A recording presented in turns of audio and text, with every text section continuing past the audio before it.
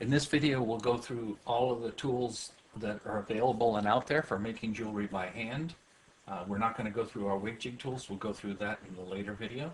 The first tool we'll discuss is flush cutter. The flush cutter has one side of the jaws is flat or smooth, and the other side is beveled. When you cut wire with the flush cutter, the flat side leaves a flat end on the wire, and the beveled end leaves a sharp end on the wire. So you always want to have the flat end towards your finished piece of jewelry when you cut wire with the flush cutter. The next tool we'll discuss is round nose pliers. Round nose pliers have conical jaws. The best round nose pliers, the jaws are 1 millimeter wide at the tip. Round nose pliers allow you to make loops in various sizes. The closer to the tip, the smaller the loop, the further closer to the hinge, the larger the loop. And the round nose pliers are just like that. The next tool we'll discuss is bent chain nose pliers. Bent chain nose pliers look like this. Chain nose pliers have flat, smooth jaws. I'll try to hold these still for a second here. Flat, smooth jaws. They're for gripping wire and holding wire and for bending wire. And because the jaws are flat and smooth, they spread the bending force out. With chain nose pliers, you have a choice. You can have jaws that are bent like this, and you keep your wrist straight as you use them, or you can have jaws that are straight and your wrist has to be bent. For this reason, we recommend the bent chain nose pliers. And the chain nose pliers that we like have tips that are 1 millimeter wide here. So we recommend getting chain nose pliers, and we call them fine bent chain nose pliers that have the 1 millimeter wide tip.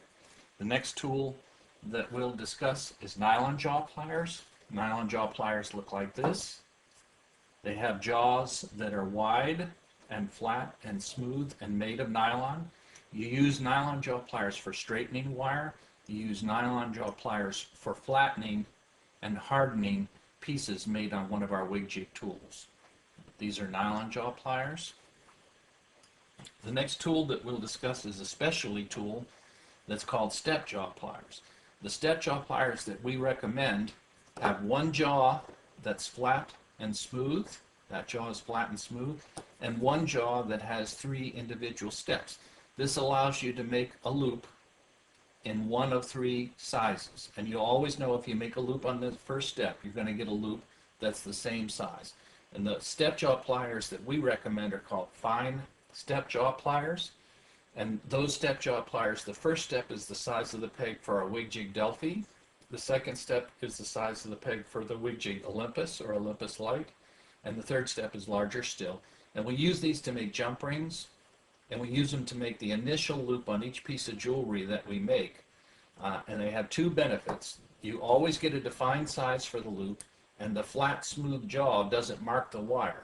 So round nose pliers, both jaws are round. Round nose pliers will mark the outside of the loop and the inside of the loop. These pliers, the step jaw pliers, will mark the inside of the loop where you can't see it, but the flat, smooth jaw does not mark the outside of the loop, so they're very nice for making finished pieces of jewelry for that reason. Another specialty tool that we'll discuss here is a specialty tool called bent closing pliers. Bent closing pliers because the jaws here are bent. Closing pliers because there's a groove in the jaw that you can see there. And we use that groove to grip the wire in a loop and help us to close the loop. So we take a piece of wire like this, we hold the wire in the pliers, and because of the groove, the wire is not going to slip, and I can just squeeze it, and that helps me to close a loop like that if I happen to make a loop and it's not as closed as I would like it to be. So those are bent closing pliers, and again they have a groove in the jaws here and flat, smooth jaws. We showed you bent chain nose pliers. These are regular chain nose pliers, and they have flat, smooth jaws. And in general, we recommend that you're going to need 2 pair of chain nose pliers. One can be bent, one can be straight. We recommend at least one be bent, or actually both of them can be bent. It's up to you. But you're going to find that in some instances you're going to need to grip the wire with 1 pair of chain nose pliers. while you squeeze the wire with the second pair of chain nose pliers. So those are chain nose pliers. Now, the next tool that we're going to discuss is called a chasing hammer. Chasing hammer is a special jewelry type of hammer, and it has a jaw that's flat and smooth. You can see that this jaw here is flat and smooth.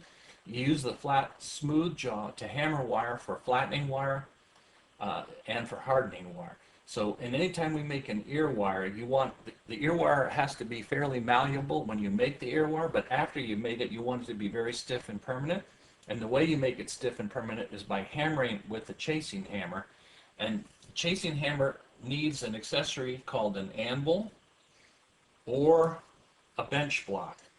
A bench block is just a metal block, and an anvil obviously is a little anvil shape. The anvil is nice because of the corners and the unique shape give you some options, and actually the hole in it gives you some options for hardening pieces of wire that are very unusual sizes.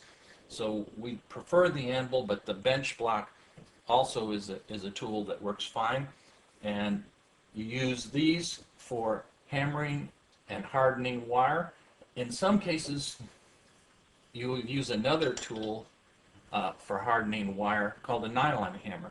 And you use a nylon hammer when you want the wire to become stiffer, but you don't want it to change the shape. The metal chasing hammer will flatten the wire, and it will visibly flatten the wire. And if you notice, most commercial ear wires, the rounded portion of the ear wire is flattened. That's something like a metal chasing hammer, or a stamping machine has done the same type of thing. The nylon hammer will allow you to harden wire without changing the shape of the wire. So that's a very important thing. And we use this in many cases, not necessarily for ear wires, but for other pieces. The one thing when you're hammering wire is you want to hammer wire one thickness of wire. If you hammer a piece of wire when one piece crosses another, that can create a weakness and can cause your wire to break. So that's our bench block there. We get rid of that. The last tool that we'll talk about is a tool called the cup burr and the pin vise. The pin vise is the handle, and it holds this bit that's called the cup burr. And what the cup burr does is it allows us to remove the burrs from a sharp end of a cut piece of wire. And we use these generally when we're making ear wires, because once we make an ear wire, even though we cut with a flat cut on the ear wire, there will still be small bits of metal, very tiny bits of metal that you want to remove, and you do that just by moving your cup burr back and forth very rapidly for about 30 seconds to remove the burrs from the cut end of the wire. So that's the cup burr. The little cup is right here, and the wire goes in right there. Those are the basic jewelry tools that we use, and that's the end of this video.